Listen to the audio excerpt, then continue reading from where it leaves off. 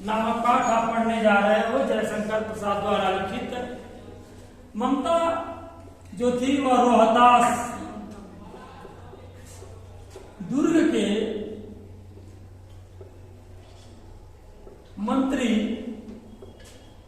चूड़ामणि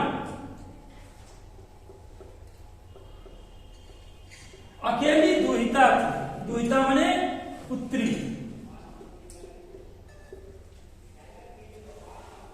ममता के पति स्वर्ग सिधार चुके थे, अर्थात ममता विधवा थी। ममता के पिता ममता के भविष्य को लेकर के काफी दुखित और चिंतित रहा करते थे।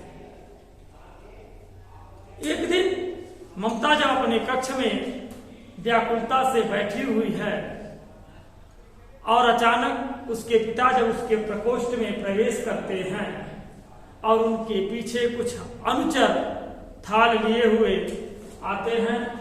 अनुचर माने सेवक।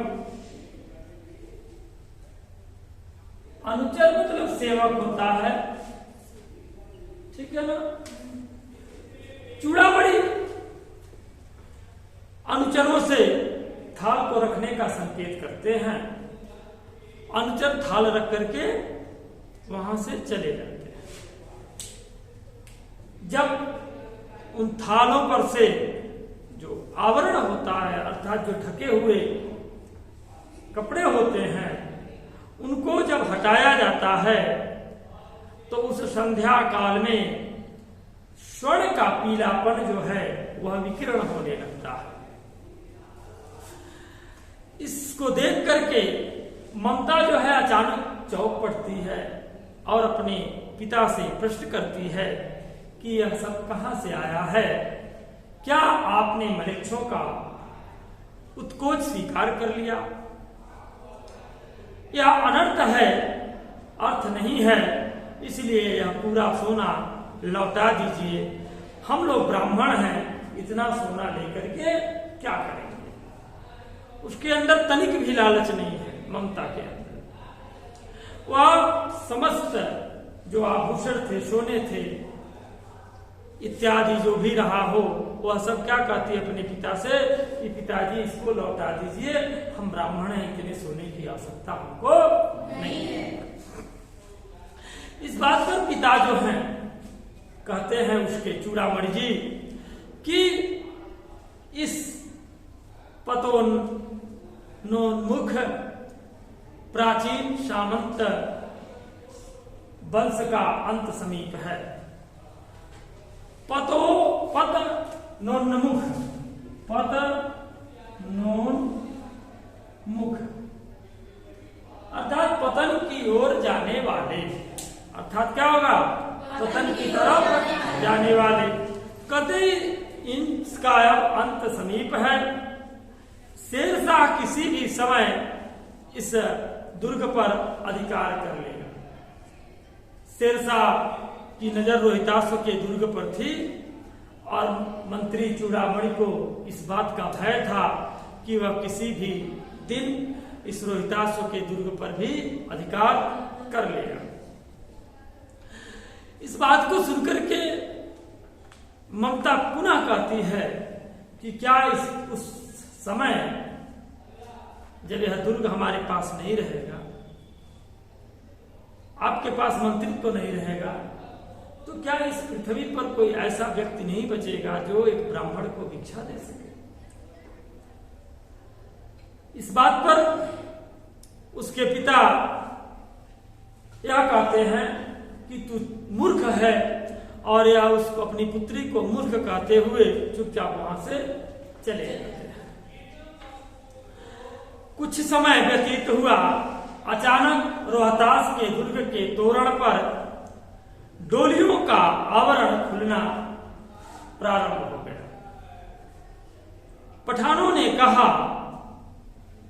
यह उचित नहीं है, यह हमारी महिलाओं का अपमान है। इसी बात पर कहा सुनी बात बढ़ गई।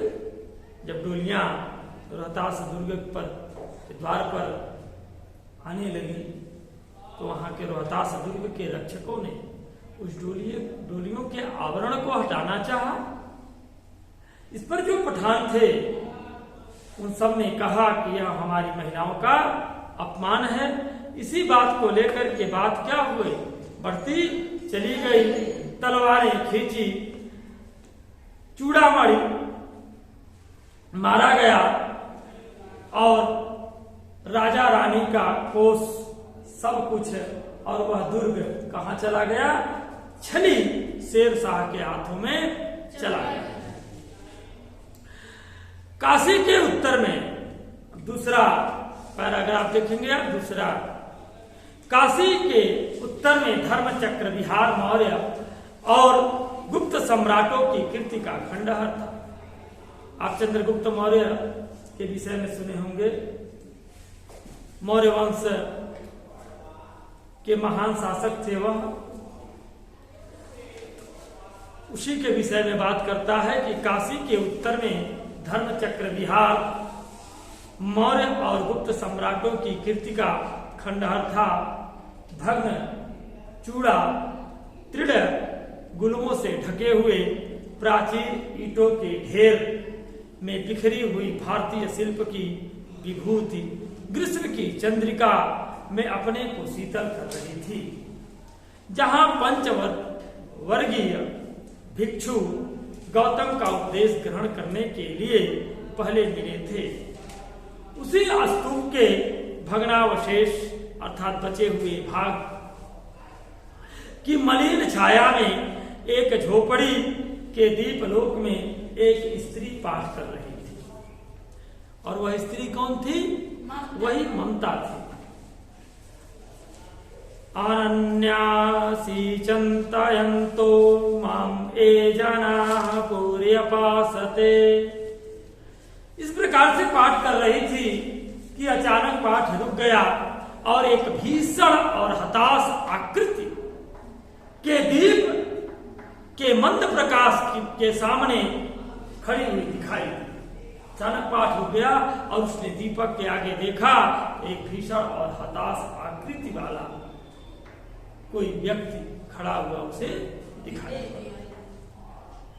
ममता उठी, उसने कपाट बंद करना चाहा, परंतु उस व्यक्ति ने कहा, माता मुझे आश्रय चाहिए। ममता उठ करके जो ही कपाट को बंद करना चाहती है तो वहीं वह व्यक्ति क्या कहता है कि हे माता मुझे आश्रय चाहिए। ममता ने प्रश्न किया, तुम कौन हो? स्त्री ने जब पूछा तो उस व्यक्ति ने जवाब दिया, मैं मुगल हूं और चौसा के युद्ध में शेर शाह से विपन्न होकर के रक्षा चाहता। और वह व्यक्ति कोई और नहीं था बल्कि मुगल बादशाह अकबर के पिता हुमायूं थे। हुमायूं के पिता का नाम बाबर था और हुमायूं के पुत्र का नाम अकबर था। यह मुगल इतिहास को भी आप जानते हैं। आगे देखिए, इस रात में जो मुगल सम्राट है अर्थात जो हुमायूं है वो फिर कह रहा है कि इस रात में अकेले चलने में मैं असमर्थ हूं।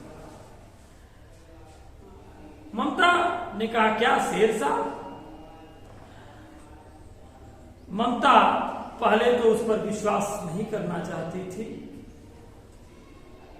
उस मुगल को अपनी झोपड़ी में स्थान नहीं देना चाहती थी क्योंकि ममता भयभीत थी, क्योंकि ममता के साथ इस प्रकार की घटना घट चुकी थी। रोहतास के दुर्गों पर शेर शाह के द्वारा आक्रमण किया गया, ममता के पिता की हत्या कर दी गई और ममता एक खंडहर में आकर के झोपड़ी बना करके रह रही है और अचानक वहां भी एक व्यक्ति अचानक आ जाता है। लेकिन ममता न चाहते हुए भी अपने धर्म का पालन करती है। देखिए, जो व्यक्ति अपने धर्म का पालन नहीं करेगा उस व्यक्ति को कभी उत्तम आचरण की प्राप्ति नहीं हो सकती। सदैव धर्म का पालन करना चाहिए और सदैव धर्म की रक्षा के विषय में चिंतन करना चाहिए। आपका जन्म जिस भी समाज में हुआ, जिस भी धर्म में हुआ, वही समाज और वही धर्म ही आपके लिए श्रेष्ठ है और उसी समाज को उत्तम बनाने का प्रयास करना चाहिए और अपने धर्म का सदैव अनुसरण करते रहना चाहिए। ममता ने अपने धर्म का पालन करते हुए उस व्यक्ति को अपनी झोपड़ी में स्थान दे दिया और स्वयं झोपड़ी के बाहर आकर के सो गया। प्रभात काल में कुछ अश्वारोही अचानक दिखाई दिए और वह अश्वारोही कौन थे?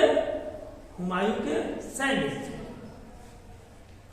अश्वारोहियों को देख करके हुमायूं ने उनको अपने पास बुलाया और बुला करके मिर्जा नामक जो सैनिक थे उससे कहा कि इस स्थान पर एक सुंदर भवन बनवा देना। समय व्यतीत होता गया, हुमायूं की भी मृत्यु हो गई, ममता भी अब बूढ़ी हो गई, शरीर जीर्ण शीर्ण हो गया। अब ममता का अंत समय था। दिल्ली की गद्दी पर हुमायूं का पुत्र अकबर बैठ चुका था। अकबर ने अपने पिता की कही हुई बात को पूरा करने के लिए मिर्जा के द्वारा बनाए गए नक्शे को लेकर के कुछ सैनिकों को उस स्थान पर भेजा। जब सैनिक वहां पहुंचे तो स्थान ढूंढने लगे तो बूढ़ी ममता ने सैनिकों को बुलाया और कहा कि मैं नहीं जानती कि वह कौन था, फिर भी मैं इतना अवश्य जानती हूं कि एक रात्रि वह हमारी झोपड़ी में विश्राम किया था। और जाते जाते वह कुछ सैनिकों से कहता गया कि इस स्थान पर एक सुंदर इमारत का निर्माण करवा दे।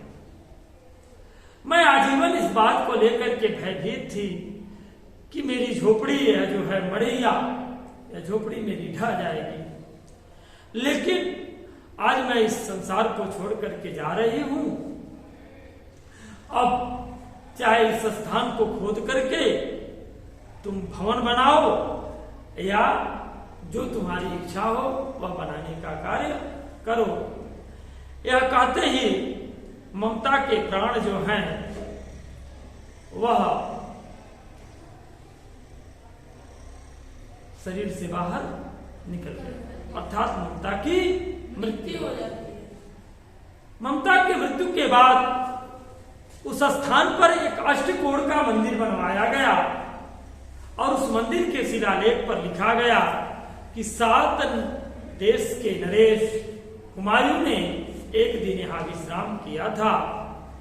उसके पुत्र अकबर ने उसकी स्मृति में यह गगनचुंबी मंदिर बनवाया।